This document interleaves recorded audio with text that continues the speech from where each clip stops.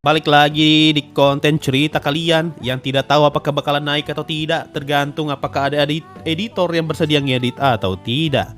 Kali ini kita bakal baca cerita dari seseorang bernama siapa namanya?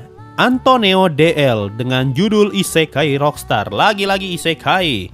Sepertinya banyak sekali orang Indo yang suka bikin cerita Isekai.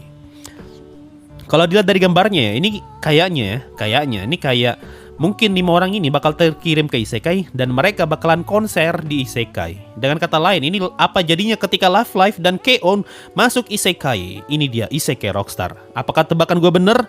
Kalau bener, spam di bawah nanti. Prolog. Namaku adalah Risa Rahmawati.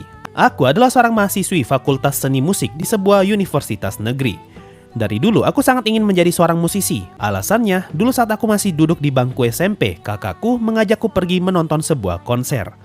Pada saat itu, aku asal ikut saja karena aku tidak tahu apapun mengenai konser itu. Namun, saat konser dimulai, mataku langsung tertuju pada seseorang yang berdiri di atas panggung.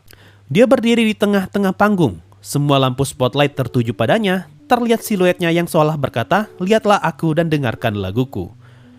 Kok kayak tidak asing ya? Kayak pernah loh. Kayak pernah gue dapatin scene kayak gini di anime. Atau gue lagi berhayal.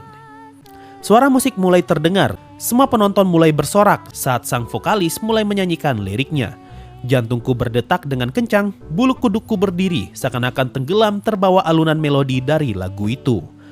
Aku seperti bisa merasakan perasaan dari band tersebut. Itu merupakan pengalaman yang belum pernah aku lihat dan rasakan sebelumnya. Setelah konser itu berakhir, aku mulai mencari tahu tentang band yang tampil pada saat itu.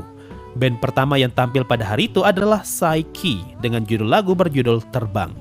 Tobi fly ya tote surare dare. Oh iya, gue ingat ini kayak salah satu kematian di Zombieland Saga. Kalau nggak salah yang si idol tuh, yang si cewek rambut pendek itu kan mati pas disambar petir tuh. Mirip tuh. Sejak hari itu, aku mulai belajar bermain alat musik, mengikuti kegiatan ekstrakurikuler musik di sekolah, bahkan nonton anime dengan genre musik seperti Nigatsu wa Kimi no Shinjitsu, Hibike Trumpet, Kai-On, Shobai Metal, dan Band Dream. Oke, waktunya Easter egg. Nigatsu wa Kimi no Shinjitsu sudah jelas adalah Shigatsu wa Kimi no Uso. Iya kan? Shinjitsu itu berarti kebenaran, kebalikan dari Uso. Hibike Trumpet, Hibike no Euphonium, apa? Hibike no Euphorium, apa lagi tuh? Itulah pokoknya namanya, gue nggak hafal. Kai-On, Ke-On, Shobai Metal itu Shobai Rock. By the way itu bagus loh Shobai Rock, gue nonton tuh season 1-nya. Season 1, season 2-nya gue nonton Shobai Rock, anime chibi tuh. Dan Bang Dream. Lalu saat SMA, aku membentuk sebuah band bersama teman-temanku. Kami mulai mengikuti berbagai lomba dan festival, walaupun hari-hari itu hanya berlangsung sampai kami lulus SMA. Kami memutuskan untuk berpisah karena kami memiliki mimpi dan tujuan yang berbeda-beda. Sejak aku masuk perkuliahan, aku mulai mengikuti berbagai audisi. Tentu saja hampir semuanya gagal, hingga pada suatu hari aku membawa kabar bahwa aku terpilih dalam salah satu audisi yang aku ikuti. Aku merasa senang sekali, akhirnya kerja kerasku selama ini telah membuahkan hasil. Tak lama setelah itu, aku mendapatkan sebuah email dari perusahaan yang menyelenggarakan audisi tersebut. Isinya berupa ucapan selamat dan juga arahan untuk pergi ke sebuah studio untuk meeting dan penandatanganan kontrak pada tanggal yang telah ditentukan. Aku senang sekali dan tidak sabar untuk memulai karirku sebagai seorang musisi. Kalian tahu apa? Ini Dead Flag. Pasti waktu pergi ke kantor mati nih, gue yakin. Zombieland Saga banget nih. Hari ini adalah hari yang telah ditentukan untuk penandatanganan kontrak. Aku mulai bersiap-siap untuk berangkat menuju studio. Sekali lagi, aku memeriksa barang bawaanku, memastikan tidak ada yang tertinggal. Aku mulai berjalan menuju ke arah stasiun, dan di tengah jalan menuju stasiun, aku mendengar seperti ada orang yang memanggilku. "Oi, Risa!" Aku menoleh ke arah sumber suara itu. Aku melihat ada seorang gadis berdiri sambil melambai ke arahku. Dia adalah Linda. Kami pertama kali bertemu dengannya di audisi sebelumnya. Dia yang pertama kali mengajakku bicara pada saat kami menunggu giliran saat audisi. "Oh Linda, lama gak ketemu." Aku menyapanya sambil menghampirinya. "Selamat ya atas audisinya," ucap Linda sambil tersenyum. "Terima kasih, hehe." Aku pun tersenyum dengan malu-malu. "Ngomong-ngomong, kamu mau kemana dengan pakaian rapi seperti itu?" tanya Linda. "Aku mau ke studio untuk penandatanganan kontrak," jawabku sambil melihat jam di handphoneku. Ada apa? Tanya Linda dengan khawatir. Tidak ada apa-apa. Aku hanya terlalu bersemangat dan sepertinya aku berangkat terlalu awal. Jawabku dengan malu-malu. Kamu membuatku khawatir aja. Memangnya kamu harus datang jam berapa? Balas Linda. Jam 4 sore. Hehe. Jawabku dengan polos. Hah? Jam 4 sore? Apa kamu serius? Ini kan masih jam 10 pagi. Balas Linda dengan kaget. Hehe, aku hanya bisa tertawa kecil. Jadi sekarang kamu mau ngapain? Bagaimana kalau kita ke kafe dekat sini untuk menghabiskan waktu? Ajak Linda. Boleh juga tuh, kalau begitu ayo kita pergi, jawabku. Setelah itu kami pergi menuju kafe yang ada di dekat sana. Sesampainya di kafe, kami mencari tempat kosong untuk duduk. Aku memesan parfait strawberry special dan segelas boba. Sedangkan Linda memesan omelet dan secangkir kopi cappuccino. Kami mulai membicarakan berbagai hal. Rasanya sudah lama aku tidak berbicara dengan orang lain seperti ini. Aku terlalu sibuk dengan latihan, audisi, dan tugas kuliahku. Mungkin sesekali aku harus meluangkan waktuku untuk hal-hal seperti ini. Waktu telah berlalu, sekarang jam sudah menunjukkan pukul 1:30 siang. Aku pun mulai siap untuk pergi. Udah mau pergi? Tanya Linda. Iya, udah jam segini, jawabku. Kalau begitu hati-hati ya, balas Linda. Iya, terima kasih ya, balasku. Setelah keluar dari kafe, aku mulai berjalan menuju stasiun. Aku membuka handphoneku untuk melihat jadwal kereta.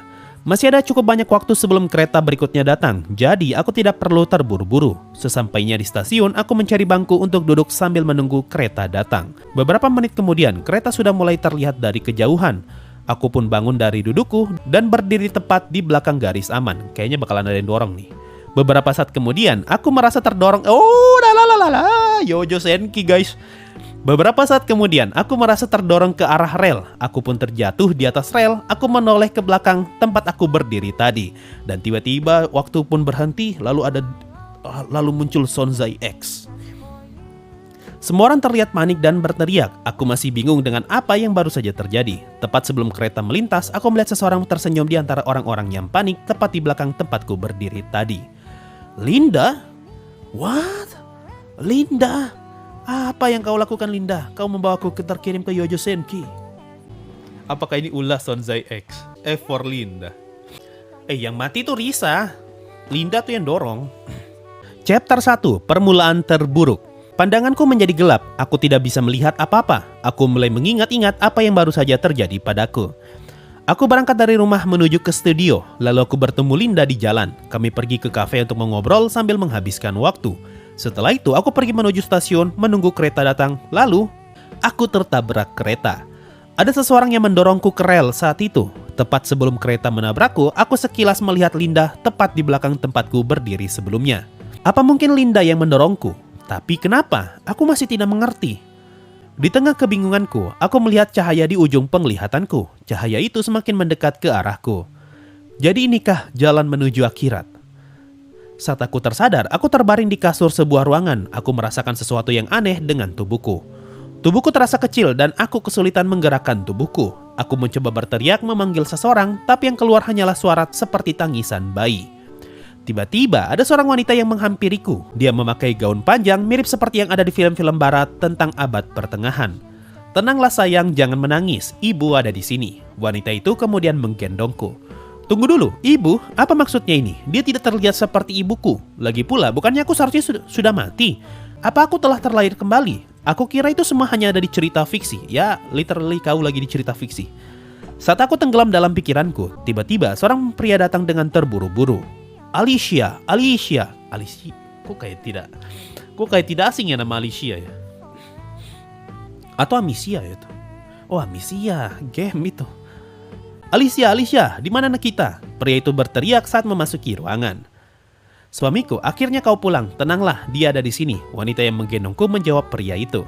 Dia laki-laki atau perempuan? Dia perempuan. Jadi ibuku ini bernama Alicia, dan sepertinya pria itu adalah ayahku. Alicia, maafkan aku karena tidak bisa berada di sisimu di saat-saat penting seperti ini.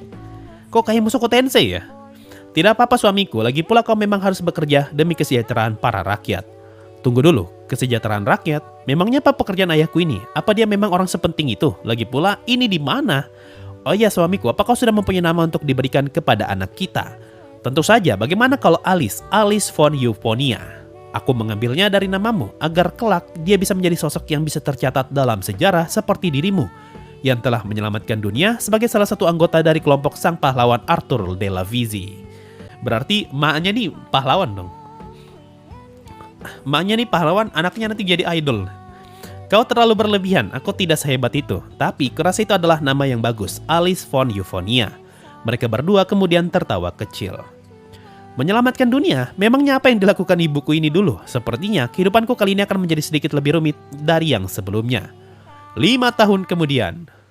Sudah 5 tahun semenjak aku dilahirkan kembali ke dunia ini. Sekarang namaku adalah Alice von Euphonia, putri dari salah satu bangsawan di kerajaan Mediterania. Ayahku, Julius von Euphonia, adalah seorang bangsawan yang ditugaskan memerintah di daerah bernama Euphonia. Daerah ini adalah daerah yang dikelola oleh keluarga ayahku secara turun-temurun. Karena itulah namanya sama dengan nama keluarga kami. Sedangkan ibuku, Alicia von Euphonia, sebelum dia menikah dengan ayahku, dia adalah seseorang yang dipanggil dengan sebutan penyihir kilat biru, salah satu penyihir terkuat yang ada di kerajaan ini. Ibuku juga adalah salah satu anggota dari kelompok sang pahlawan Arthur de la Visi yang telah berhasil menyelamatkan dunia dari invasi Raja Iblis Dreadlord yang ingin menguasai dunia. Benar-benar seperti cerita yang ada di dalam anime. Semoga saja aku tidak akan terlibat hal merepotkan seperti itu nantinya. Setidaknya aku merasa sedikit beruntung terlahir di keluarga ini karena ada piano di rumah ini. Walaupun sepertinya ini adalah model piano pada masa awal pengembangannya yang pernah aku lihat di museum di dunia lamaku. Setidaknya aku masih bisa memainkannya sampai aku puas. Walaupun tanganku masih kecil untuk memainkannya, setidaknya aku bisa memainkan lagu yang mudah. Suasana di rumah hari ini agak ramai daripada biasanya. Para pelayan terlihat sangat sibuk mempersiapkan sesuatu. Aku jadi penasaran apa yang sedang mereka persiapkan. Aku mulai mengelilingi rumah melihat apa yang sedang mereka kerjakan. Di aula, mereka terlihat sedang menata meja dan kursi serta menghiasi ruangan dengan pita dan bunga. Lalu di dapur, aku melihat ada banyak sekali makanan, jauh lebih banyak daripada biasanya. Sepertinya akan ada pesta di rumah ini. Saat aku berjalan menuju ruangan selanjutnya, aku melihat ibuku sedang memberi arahan kepada para pelayan. Aku pun menghampirinya. Ibu, aku berlari dan melompat ke arahnya. Oh, Alice sayang, sedang apa kamu di sini? Ibu menangkapku dan langsung menggendongku. Aku jalan-jalan mengelilingi rumah. Apakah akan ada pesta? Iya sayang, bagaimana kamu tahu? Aku melihat banyak makanan di dapur. Aku menjawabnya sambil tersenyum. Oh, begitukah? Tiba-tiba ada seorang pelayan yang datang. Permisi nyonya, Tuan Andrews telah tiba. Beliau sedang menunggu di depan. Baiklah, aku akan segera ke sana, jawab ibuku. Andrews, siapa itu? Aku belum pernah mendengar tentang dia sebelumnya. Ibu, Andrews itu siapa? Dia adalah pamanmu. Paman? Dia adalah kakak dari ayahmu. Ayo kita pergi menyambutnya. Ibuku membawaku ke depan untuk menyambut paman Andrews. Saat kami sampai, aku melihat seseorang berbadan besar dengan wajah yang sedikit menyeramkan. Sepertinya dia adalah paman Andrews yang ibu maksud. Selamat datang kakak ipar. Oh Alicia, di mana Julius? Dia sedang keluar untuk mengerjakan sesuatu. Begitu ya, apa ini anak kalian? Dia melihat ke arahku. Iya, namanya Alice. Ayo beri salam pada pamanmu. Selamat datang, aku mengucapkannya sambil bersembunyi di balik ibuku. Sepertinya dia anak yang baik. Kalau begitu aku akan beristirahat dulu. Panggil aku jika Julius sudah kembali. Baik kakak ipar, pelayan antarkan kakak ipar ke ruangannya. Paman pun pergi ke ruangannya diantar oleh pelayan. Hari mulai menjelang malam, persiapan untuk pestanya pun sudah selesai. Kami mulai bersiap untuk menyambut para tamu. Satu persatu tamu undangan mulai datang. Mereka mulai memenuhi aula. Saat semua tamu undangan dirasa sudah datang, ayahku menuju ke tengah aula untuk memulai acaranya. Perhatian semuanya, ayahku berusaha menarik perhatian para tamu undangan. Sebelumnya, terima kasih karena telah bersedia untuk menjawab undangan kami pada acara kali ini. Tamu undangan mulai bertepuk tangan. Acara ini merupakan pesta ulang tahun kelima dari putriku, Alice von Euphonia. Semoga dengan ini hidupnya akan selalu diberkahi dengan kebahagiaan. Tamu undangan mulai bertepuk tangan lagi.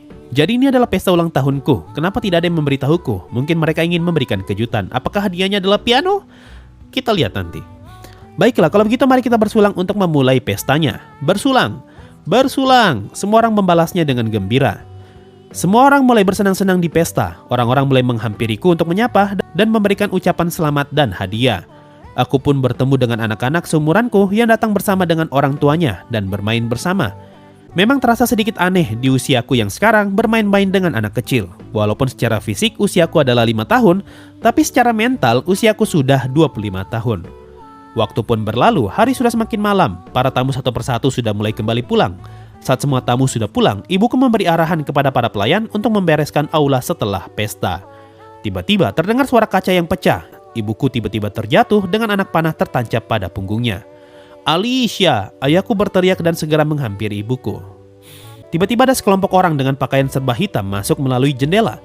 Mereka mulai menyerang semua orang yang ada di situ, dan aku hanya bisa menangis dan bersembunyi ketakutan di belakang ayahku yang mencoba melindungi aku dan ibuku. Tapi ayahku tidak bisa berbuat banyak karena pada saat itu dia tidak memegang senjata apapun. Tiba-tiba Paman Andrius muncul dari tangga menuju lantai 2. Kakak Andrius, kenapa kau diam saja? Cepat bantu kami. Memangnya kenapa kau harus membantumu, wahai adikku? Apa maksudmu, Kak? Apa kau masih belum mengerti juga? Apa ini semua adalah rencanamu? Tapi kenapa? Untuk apa kau melakukan semua ini? Untuk apa katamu? Tentu saja untuk merebut semua yang kau miliki. Hahaha. Akhirnya dia memperlihatkan dirinya yang sebenarnya dengan tawa jahatnya. Bunuh mereka sekarang juga. Dia memerintahkan anak buahnya untuk membunuh kami. Mereka mulai menyerang, ayahku maju mencoba untuk menahan mereka. Tapi ayah berhasil dikalahkan dengan mudah. Di saat ayahku terjatuh, tiba-tiba tembok es muncul mengelilingi aku dan ibuku. Aku melihat ke arah ibuku dengan keadaan hampir kehilangan kesadaran. Dia mengambil batu permata dari kalungnya dan mulai merapal sebuah mantra. Ibu, ibu, ibu. Ibu, apa kau tidak apa-apa? Aku berteriak dengan keadaan masih panik dan ketakutan. Setelah ibuku selesai membaca mantra, batu permata itu mulai bersinar, lalu ibuku memegang tanganku. Alice, maafkan ibu, ibu tidak bisa berada di sisimu lagi. Ibu mengatakannya sambil meneteskan air mata. Tidak ibu, jangan katakan hal seperti itu. Aku ingin terus bersama ibu. Aku terus meneteskan air mata tanpa henti. Ellie, kupercayakan Alice padamu. Ibuku sepertinya mengatakan itu kepada seseorang melalui sihir komunikasi. Ibuku mulai merapal mantra lagi. Semoga kau bahagia, Alice. Teleportation. Habis. Aduh. Habis, guys. Sampai di situ. Kita masih belum memahami inti dari Isekai Rockstar nih. Ini mau apa nih? Apakah mau jadi Mushoku Tensei? Atau mau jadi Love Life nih? Ya itulah tadi, kalau lu pengen baca sendiri silakan baca, nanti link ada di deskripsi kalau saja ini jadi konten ya. Dan kalau nggak salah tadi gue lihat tuh ada 4 chapter. Jadi lu masih bisa baca 3 chapter untuk tahu kelanjutannya. Apa maksudnya Isekai Rockstar? Apa maksudnya nih? Saya juga tidak tahu. Ya intinya kalau kalian penasaran silahkan baca sendiri lah. Gue nggak paham nih ceritanya mau dibawa kemana. Nggak ketebak sih. Secara premis sih klise ya. Cuma dari judul sama prolognya dengan chapter satunya belum ketemu garis tengahnya nih. Ini mau dibawa kemana ceritanya nih? Apakah dia akan membalas dendam dengan menjadi rockstar? Apakah dengan menjadi rockstar dia akan membalas dendamnya, dendam orang tuanya, atau gimana? Saya tidak tahu. Saya tidak bisa menebaknya. Itulah pokoknya. Terima kasih semua yang udah nonton ini. Bye-bye di cerita berikutnya. Sampai jumpa di cerita berikutnya. Bye-bye.